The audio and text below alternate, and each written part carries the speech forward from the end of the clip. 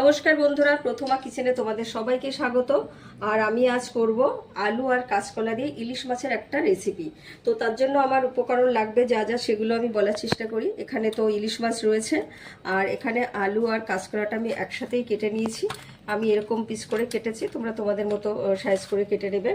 আর এই আলু আর কাঁচকলা দিয়ে ইলিশ মাছের রেসিপি করার জন্য আমার যা যা লাগবে আছে: কাঁচা লঙ্কা চেরা, আছে হলুদ গুঁড়ো, জিরের গুঁড়ো, আছে লবণ, আর একটা টমেটো আমি কেটে নিয়েছি।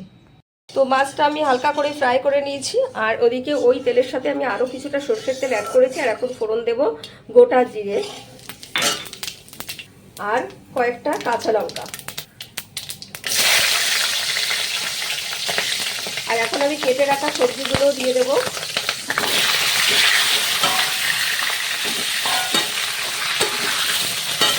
বেশ কিছুক্ষণ ভালো করে কষিয়ে নিতে হবে। আর দেবো 1 চামচ লবণ, 1 চামচ হলুদ গুঁড়ো। ভালো করে কষিয়ে নিতে হবে 3-4 মিনিট মতো। আর কেটে রাখা টমেটোটাও আমি দিয়ে দেবো।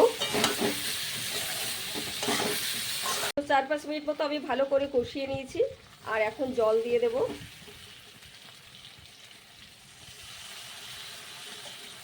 জলের পরিমাণটা একটু বেশি দিতে হবে।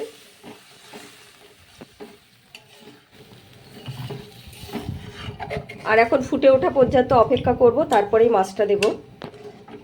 তো দেখো আমার কিন্তু ঝোলটা কিন্তু ফুটতেও শুরু করেছে। আর এখন আমি ফ্রাই করে রাখা মাছগুলোও দিয়ে দেব। তো আমার কিন্তু ঝোলটা ফুটতেও শুরু করেছে, আর এখন আমি ফ্রাই করে রাখা মাছগুলোও দিয়ে দেব। আর মাছ দেওয়ার পরে গ্যাসের ফ্লেমটাকে মিডিয়ামে রেখে আমি আরও 4-5 মিনিট অপেক্ষা করব। তো মাছ দেওয়ার পরে আমি 3-4 মিনিট মতো রেখেছিলাম। আমার সমস্ত সবজিগুলোও কিন্তু সেদ্ধ হয়ে গেছে, ঝোলটাও বেশ মাখো মাখো হয়ে এসছে। আর এখন আমি নামিয়ে নেব। তো কাঁচকলা আলু দিয়ে ইলিশ মাছের হালকা ঝোল আমার কমপ্লিট। একেবারে কম উপকরণ, শুধুমাত্র হলুদ, লবণ আর কাঁচা লঙ্কা দিয়ে এই রেসিপিটি কিন্তু খেতে দুর্দান্ত হয়। বাড়িতে অবশ্যই ট্রাই করো, আর ভালো লাগলে লাইক কমেন্টস করো, আর আমার চ্যানেলটিকে সাবস্ক্রাইব করো। আর আমার সমস্ত ভিডিওর আপডেট আগে পেতে পাশে থাকা বেল আইকনটি অবশ্যই প্রেস করো। আর সবাই খুব ভালো থেকো, সুস্থ থেকো।